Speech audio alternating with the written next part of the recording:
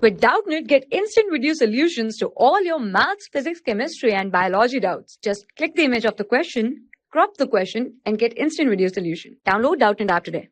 We talk about this question. In this question, we are asked that the offspring formed as a result of sexual reproduction, they exhibit more variations because, right? So if we talk about the sexual reproduction, right? So in case of the sexual reproduction, the fusion occurs, right? The fusion occurs of the male and the female gamete, right? That basically comes from each of the parent, right? So the male and the female gametes here, they both basically contribute equal amount of the genetic material, right? They both contribute equal amount of the genetic material that basically goes into the progeny, right, at the time of fusion.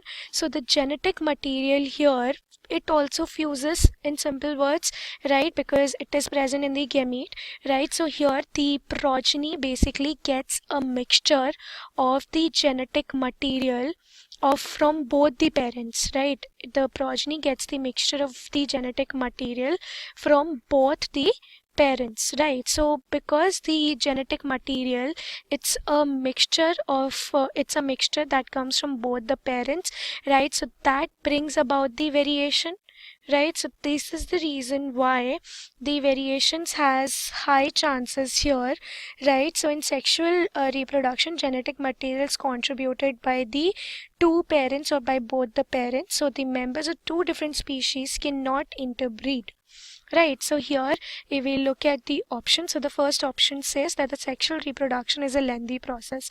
So here the time duration or the of the process, nothing has to do with the variations, right? So this is even the wrong option. Genetic, then the option B says that the genetic material comes from the two parents of the same species, right?